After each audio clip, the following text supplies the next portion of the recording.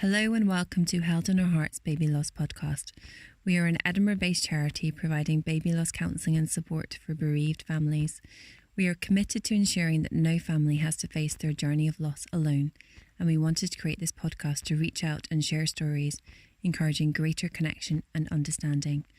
Join us on our journey as we speak to a wide variety of guest speakers who have been personally affected by baby loss or who have been moved by it.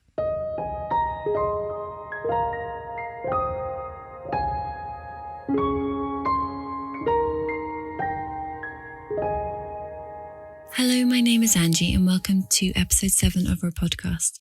Today I had the chance to chat to Vikki Anderson, Tracy Watt and Katy Skipworth. Vikki is a befriender for the charity and is a bereaved parent herself, having lost her precious daughter Angelica. Vikki initially volunteered with us and was keen to give back and recently joined as staff in June.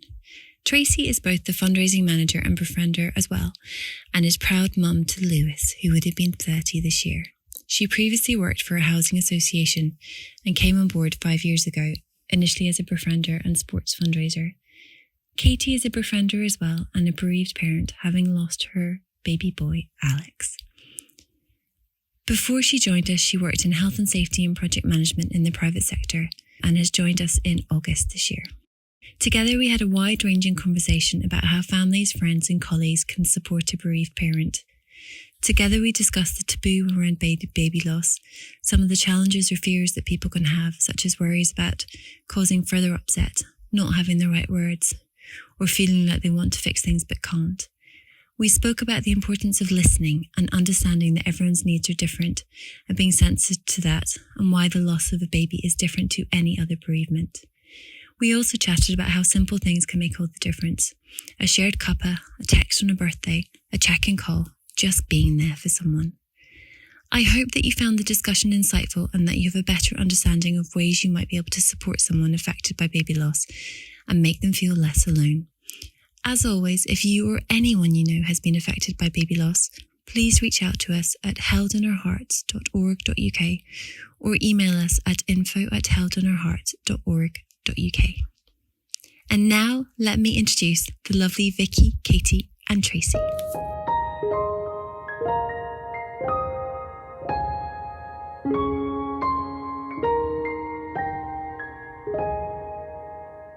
Hello and welcome to our 7th podcast. I'm delighted to have with me here today Katy, Vikki and Tracy, 3 of our befrienders. Welcome to you all. Thank you.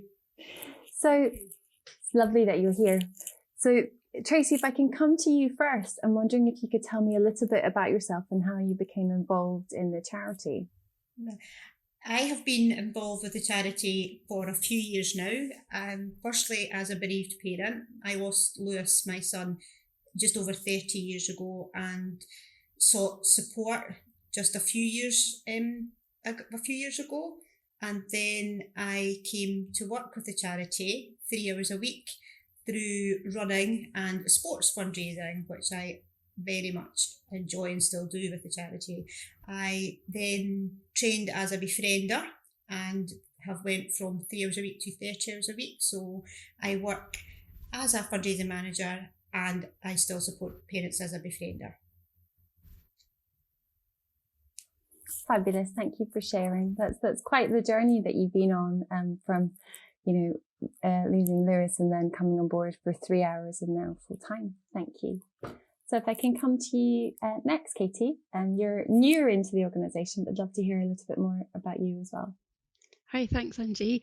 I first came across Held in Our Hearts back in 2018 when, after my baby son Alex died at 3 weeks old due to a serious heart defect. My health visitor actually put me in contact with the charity, and me and my husband spoke to Nicola on the phone, which was just such a massive comfort at the time to speak to someone who had been in the same position as us.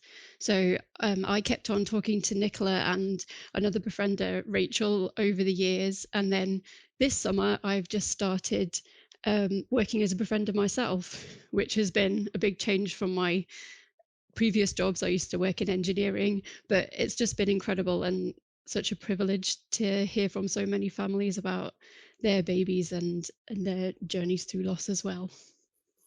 Thank you, Katy, and thank you for sharing about Alex. Well, we're equally pleased that you're on board and joining us today for this conversation. And now if we come to Vikki. Hi. So I got in touch with the charity back in 2016 after we found out our little girl Angelica had a condition called anencephaly. So we are a family that had to make a decision to end that pregnancy. And we really struggled with that decision. And at the time I worked on the maternity ward, so I needed a bit of help, a bit of support in getting back. And the charity was just so helpful and so critical in my healing process to get back to work. It was just amazing. And then last year, someone very close to me actually had a miscarriage as well, and it just felt like now was the time to get in touch and start hopefully befriending myself, was the thought at the time. And then so I'm pretty sure it was April this year I started volunteering with the charity, and the rest is history. Thank you, Vikki. It's wonderful. I think it's wonderful to have you all here today, and I think real testament to all your little ones that you're able to take on this role, such a vital role, particularly through the pandemic, and for you, Katy and Vikki, being new on board and being able to help us kind of meet the increased demands on our services. So today we're talking about friends and family, and helping them to understand a bit more about how they might be able to support someone who has experienced baby loss. So for friends, families, colleagues, and anyone listening today, how can they help support a parent whose baby has died? The thing about friends and families, sometimes they may worry about upsetting us, or may worry about things that they may say that could upset us, but it's always important to remember that there's nothing that they could ever say that could make you feel any worse than you do, and it is really about just being there, even if it's just to hold your hand or look at you and remember your baby. I think it's so true, isn't it? It's very much about trying to kind of break down that stigma and that taboo around it, because people, and hopefully people listening today, it's great that they're here listening, because it's something that without that experience, you can't understand what that journey looks like, but not to be afraid, to be able to show support and to kind of ask and show support to a kind of friend or family member. I think it can be really difficult to know what to say when it's someone that you really care about and they're in so much pain. But even just saying, a simple, I'm so sorry that this has happened to you, and then just allowing the person to tell you what's happened, to tell you what they want to say, and just giving them that space without, you can't say anything to fix it, because there's nothing that you could say, like Tracy said, there's nothing that you could say that could make it better. But just allowing them the space to talk about it. And that's ongoing as well, not just after it's happened when everyone's devastated, but a parent wants to talk about their baby for the rest of their life. So if you're someone who can be there for them when they need to talk about their baby, even if it's, for some of us, there's not an awful lot of history obviously to talk about, but they're just giving enough space just to mention them just can mean so much. Absolutely. I think it is that understanding and appreciation, a really important point that you raise is, it's a lifelong journey. And I think it's a loss unlike any other type of bereavement, that it's not something that you get to a point where you move on and you accept and you're past it. It is adjusting to that, eternal journey, living with the loss of your own, that one member of your family that should be there that will never be there, and that grief doesn't go anywhere. It's learning to live with it, isn't it? It's such a lonely place when you lose a baby. You feel like you're the only person in the world. You're not, but that's how it feels. You feel like this couldn't possibly feel this way for anybody else, and you just feel completely isolated. So I think even just somebody being there, we understand that they might not know the words to say, because it's such a difficult thing to speak about, I think, for some people. So even just to say, I don't know what to say. I'm so sorry, I don't know what to say, but look, I'm here. Do you want a cuppa? Like even something as simple as getting somebody a cuppa and just sitting with them, sitting in silence, sitting and holding their hand, anything just makes you feel a little bit less alone in that time. I think that for me was one of the worst things, was just that isolation.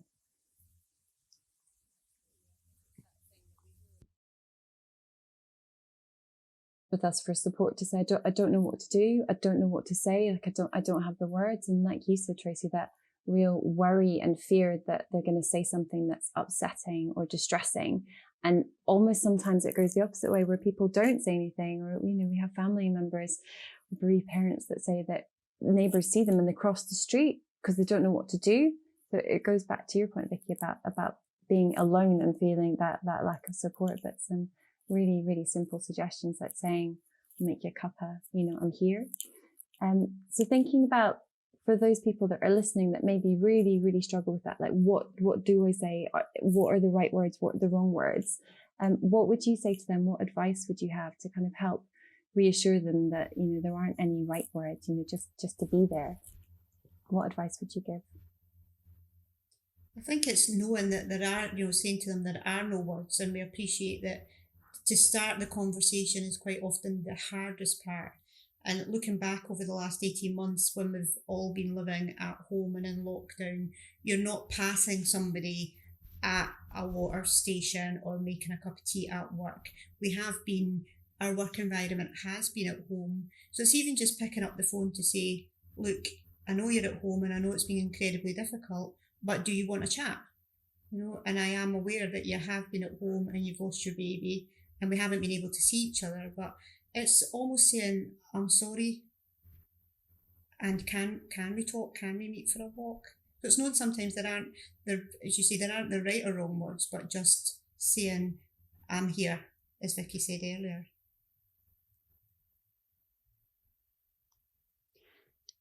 I think one thing that sometimes doesn't help, we're saying like there's obviously nothing that you can say that would be really bad and make things worse, but some people are very keen to, you know, try and help and try and put a positive spin on things sometimes, and there is no positive spin on losing your baby or losing a pregnancy at any stage. So, you know, saying things like, oh, well, at least, you know, you can get pregnant, or, oh, you've got lots of spare time now that you can do something for yourself. It's coming from a place of love. Obviously people are trying to help, but that's not always a helpful thing to say for the parent, because that can feel a bit isolating as well, like that people don't understand. Important point that you've raised, Katy. I think it is that it's kind of human nature when someone comes to you with something and there's something that's happened, you want to make it better. That's how you want to fix things. And, you know, exactly what you said, there is no fix. There is nothing in the world that can change the situation and make it better. And avoiding things, we talk about there aren't any right or wrong words, but anything that starts with at least is something that really it doesn't fit, and it's not something that is going to give a bereaved parent any comfort at all. It's being there and listening, isn't it? Absolutely. I think less is more sometimes. I think sometimes when you're trying to do the fixing, trying to fix somebody that's lost a baby, you find yourself telling them at least this, at least that, at least you've got other children, you know, anything to that sort of effect. But no, sit back. I'm so sorry for your loss. Do you want to talk about it? Finish it there. Sit with your cuppa. I'm obviously fixated on this cuppa. And the chances are the bereaved parent is just going to spill their heart out. They're going to tell you everything that they need to tell you. I think it is. Less is more. I agree with that, because I think it's that thing, isn't it, that sometimes it's an uncomfortable place to sit with silence, but it's actually it's a gift in that situation, because there isn't anything that you can say to make it better. So maybe just sitting with someone and being there, like you say, and being prepared as well, that obviously it is a really difficult thing to talk about, and trying to, as the friend or the relative, to try and control your emotions a bit, because I know I was in the position, and a lot of the families I speak to have said they've been in the position where they've ended up having to comfort their friends or family because they've got upset, and then they end up being the ones having to support them, which is is not really that helpful, and it should really be the other way around. And obviously everyone involved in the loss of a baby is upset and needs support, but if you're one of the the close family members or friends who are going to be supporting the parents, try and get your support elsewhere rather than from them, because the focus really should be on them.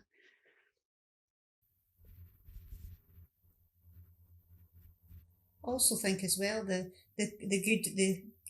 phrase that was going through my head when we were chatting there is silence is golden. It's also remembering that there may be times where the bereaved parent might not want to chat, that especially in those early days, it's the shock of what's just happened that they're trying to process. So they may just want to sit with you in silence.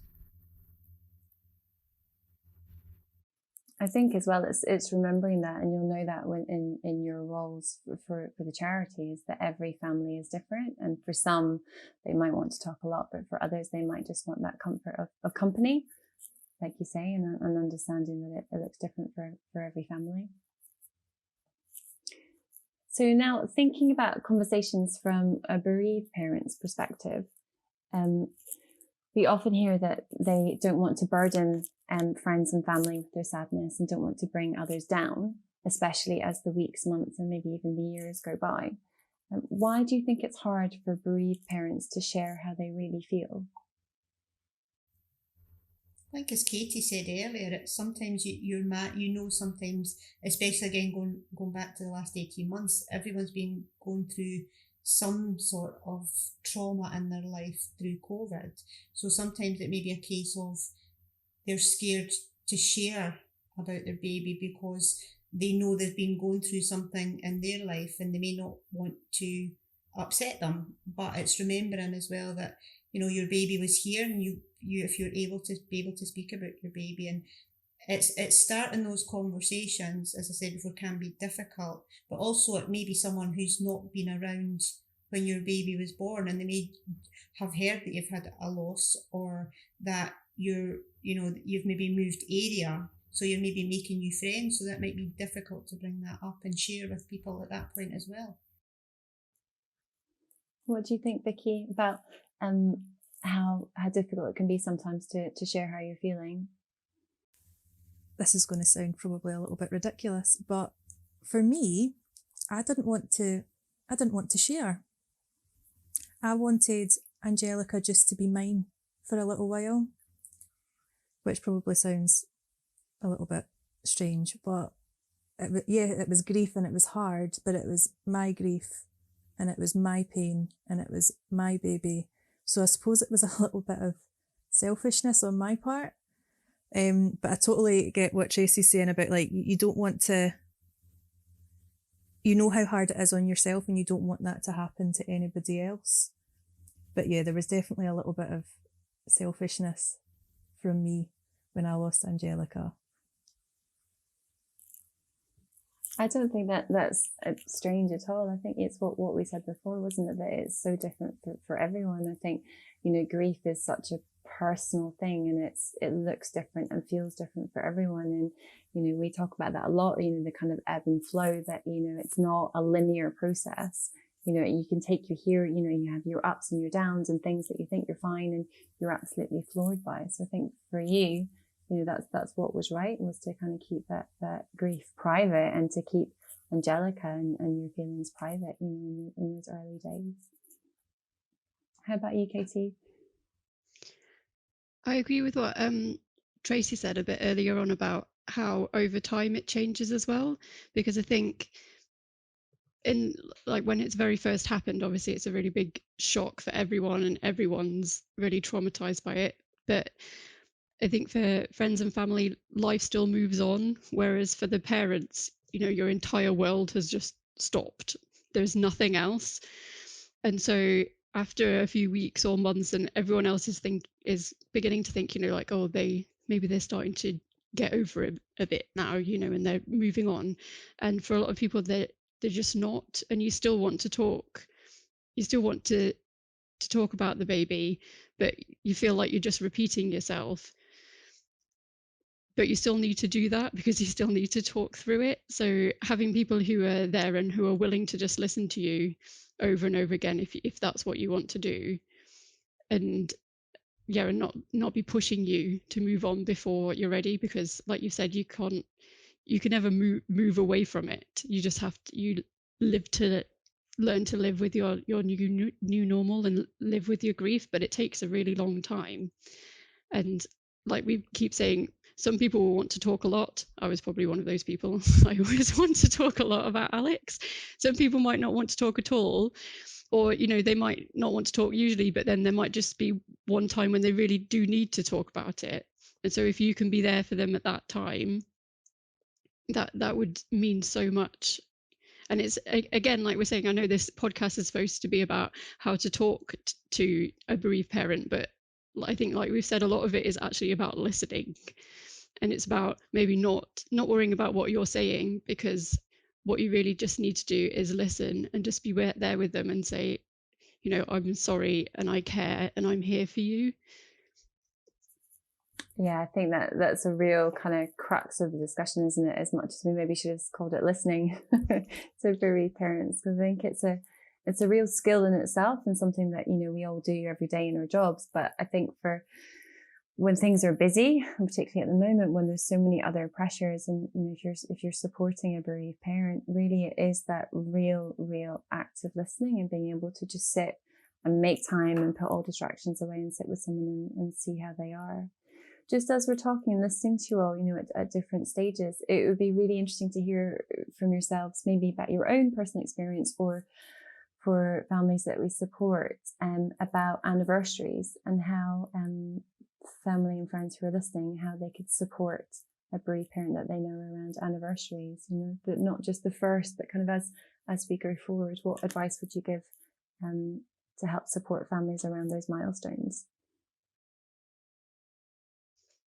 Well, I think definitely for a start, remembering birthdays and anniversaries, it can just be as simple as, like you have to do for all living babies, making sure you've got it, the reminder in your phone, so that you can just send a text. I know I've had people, friends who maybe I don't see very often, friends from the past who will text me just on Alex's birthday and say, happy birthday to Alex, I'm thinking of you today. And that means so much that that they remembered. And even if it is just because it's a reminder in their phone, but it just keeps his memory alive. And that's so important, I think, for all bereaved families, that knowing that you care, that you remember. You're so right, Katie. It's not the huge gestures that mean the most. It's something as, taking 15 seconds to send a text, or if someone sends a card, or that's absolutely lovely. But it's the fact that they have remembered, and they're still remembering your son or daughter, which is absolutely lovely. I think it's why it's baby loss is so different, because there isn't that collective shared stories or memories. The majority of people won't get the chance to meet, your little ones. So there isn't that remember when, or remember we did this. If it's a grandparent or a parent that dies, there's all these opportunities and memories and stories that people can talk about. But for babies, it's these moments, and like you touched on, Katie, about that remembering, and that he's continuing to be, that Alex is being talked about and thought about, as the years go on. He's still very much part of people's, your story, of course, but your wider kind of friends and family, and that can give, for people listening today, I really hope that they hear that simple text, remembering on a birthday, can give so much, just seeing his name, or seeing her name, on that day, and that people are still talking about your son or your daughters because they were here and they're loved and thought about, for yourselves all the time, and to know that others are also thinking the same as well. So moving on then, thinking when you are speaking to a parent, it's one of the things we talk about when people are maybe worried or anxious about what to say. What are the types of questions that they could ask about someone whose baby has died?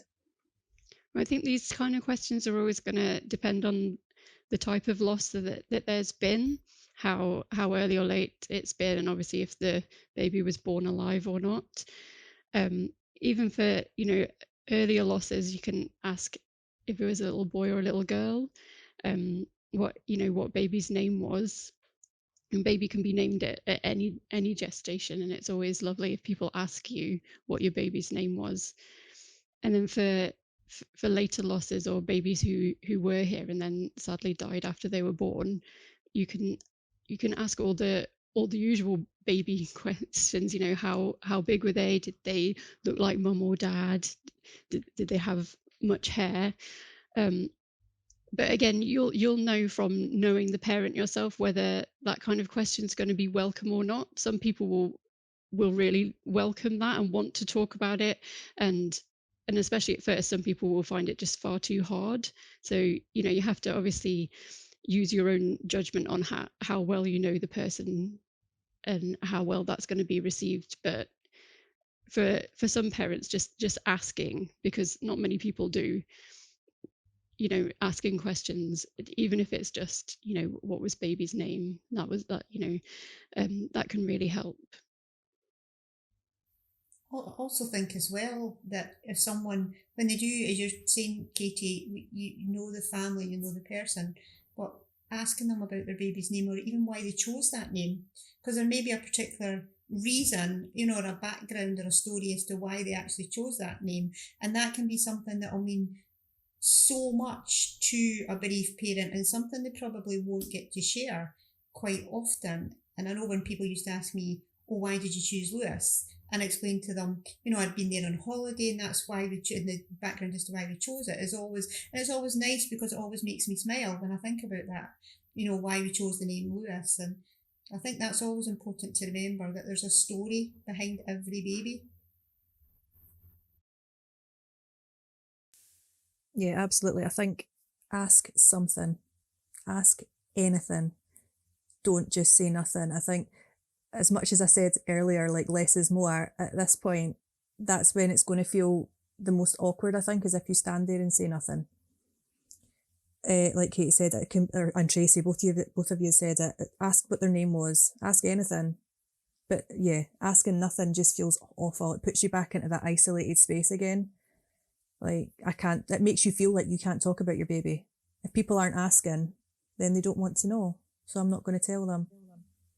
Yeah, of course. I think it's like you say, it's helping, and that's why we're having conversations like this today, is trying to reduce that feeling of isolation and loneliness, and getting people that aren't affected to understand even just a tiny bit, you know, simple things like, you know, ask, did you name your baby? And, you know, lovely to know. I didn't know that's why you named Lewis, Tracy. So it's made me smile as you're talking about it. So, you know, like you say, there is, you know, there's a story, and there's lots of stories that you can share if that's appropriate and feels right for the parent that you're talking to. Like you say, Katie, remembering that, you know, sometimes people may not want to share lots, but for those that do, you know, their baby was here and mattered, and they might want to talk very, very proudly of, you know, whether they look like mum or dad, or whether they didn't look like either.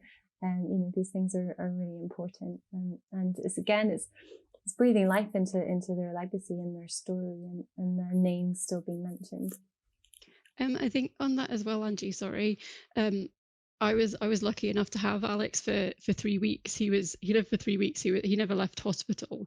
But, you know, I've got hundreds of photos of him, and they're all photos of him in hospital. But, you know, so I love those photos because I feel so lucky to have them.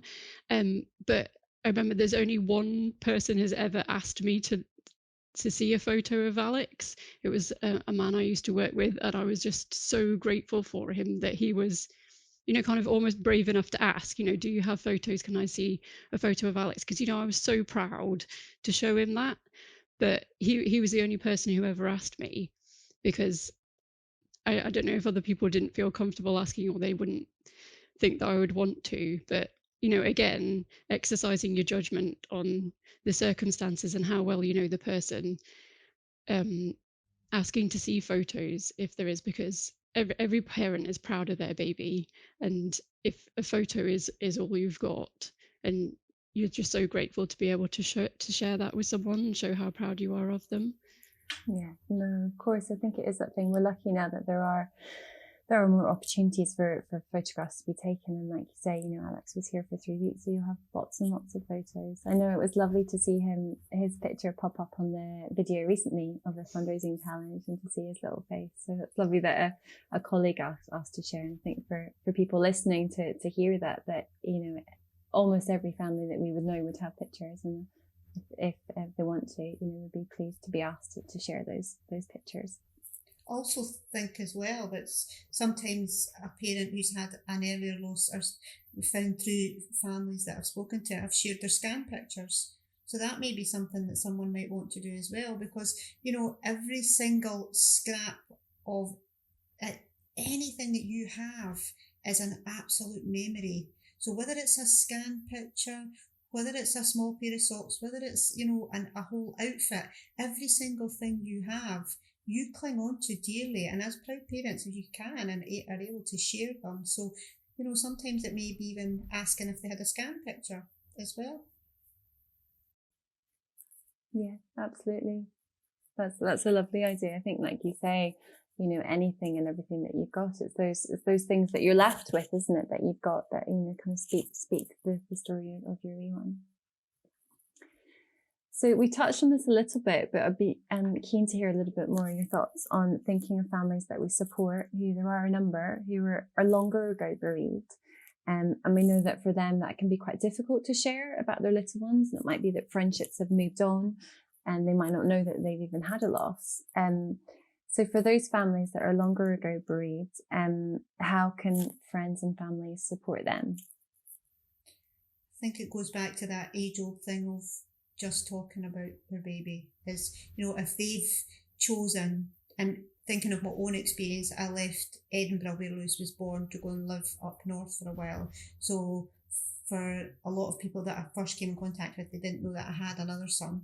I have Ian and I had Lewis. So when someone is brave enough to share about their baby, then it's being brave enough to listen as well when they talk. So it's, they going forward as someone who's long ago bereaved, it's also remembering that they've had a loss of, a first date university. They have a vision of first date school, first date high school, as we all do as bereaved parents, but they've had a lifetime of that journey of being without their son or daughter.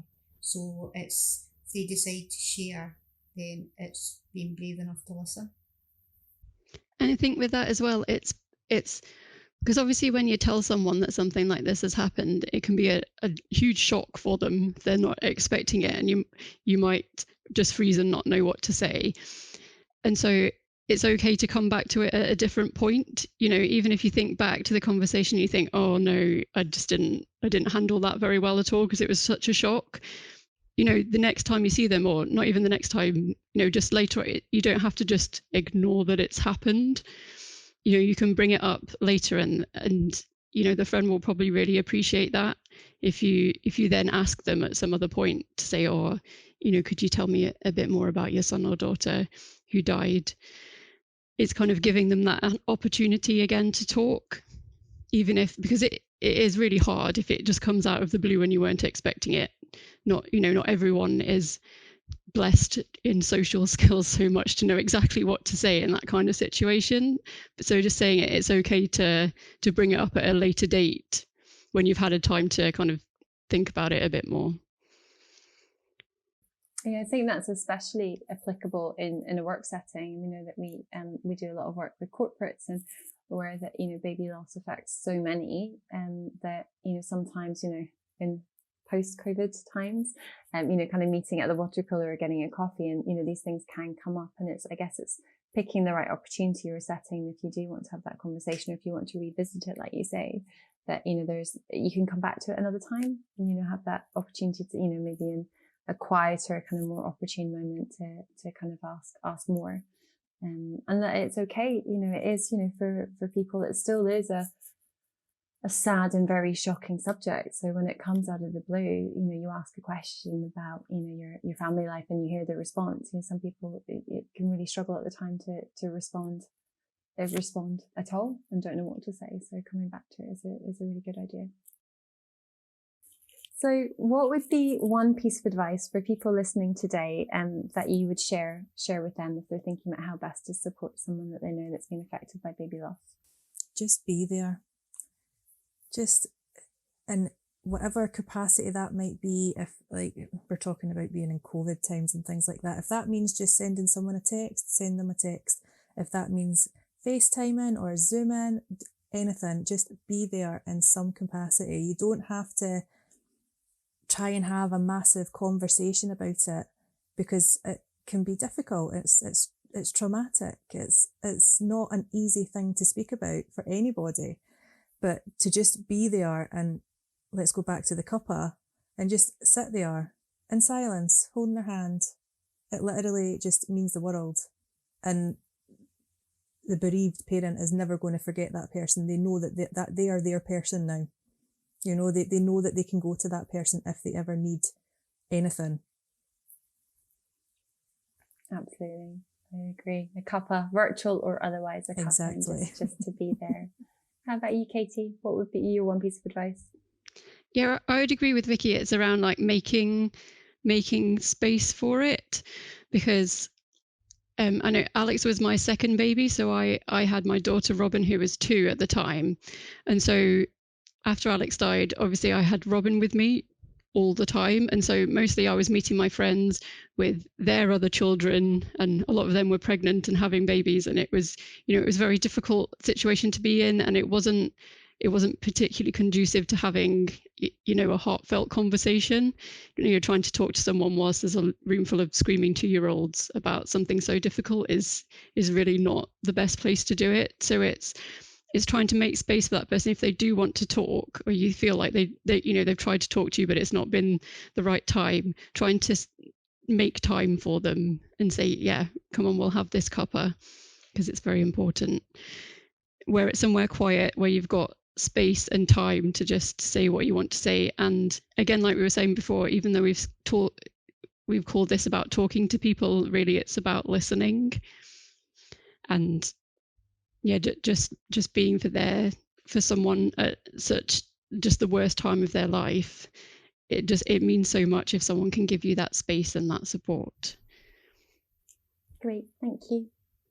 And Tracy? I think it's not trying to fix it, because you can't. It's being, as Vikki and Katy both said, it's being there as that support. It's doing what you can and still helping them to remember their baby. And grief is like a journey, as we all know, and it's knowing that you can be there to hold their hand as they may be going through quite a difficult time. They're maybe trying to cross a busy road, so take their hand and get them across that road, and just take those steps with them if you can, and whether that's virtually or physically. It's a beautiful note to end on. I love that idea that grief is like a journey, and being there, a cup of tea, holding their hand, just kind of creating that space and support for families and for friends and for colleagues as well. Thank you all. So that takes us to our final question, which we ask all our guests. I was wondering if you could share with me today something that you were grateful for. I'll come to you first, Vikki. I'm going to be really cliche and cheesy here. But it's my family, isn't it? And that includes Angelica. They have shaped me into the person that I am today, and I wouldn't change a thing about my journey. Thank you. That's beautiful. We like cliche. I think it's the family. Yeah, absolutely is everything, isn't it? Katy? I'd like to say that I am really grateful, thinking about this, to Nicola and to Rachel, who were my befrienders. For me, from literally days after Alex died right up until now, I still talk to both of them, and it just meant the absolute world to be able to speak to someone who'd been in the same position, because it's so isolating. When you lose a baby, you feel like you're the first person this has ever happened to, and heartbreaking as it is to realize that you're not the first person, and that there's so many other people who've been in the same position. To have someone that's generous enough to lend their support and their experience, I will be eternally grateful for that. That's lovely, thank you. And how wonderful in turn that you've then come full circle and you've become a befriender yourself. Tracy? When I said before that grief is like a journey, I'm grateful for that journey that I've been on, because Lewis has known so much. I think, and I'm grateful for friends who do join me on that journey of being able to help support other families for it. With having Vikki and Katy on the team, it's just amazing to watch them be able to support other families too. I'm also hugely grateful for technology, because I think in the last 18 months we've all learned how to Zoom so much more. So if we didn't have it, we wouldn't be able to stay in contact with so many of these families and still be able to see them face to face, which always makes a huge difference. So yeah, that's me. I'm grateful for technology too. You sneaked a second one in there. Brilliant. Well, all that's left for me to do is to say a huge, huge thank you to each of you for making time to have this really, really important discussion, which I'm sure will be really insightful and helpful to those that are listening. So thank you very much. Thank you. Thank you.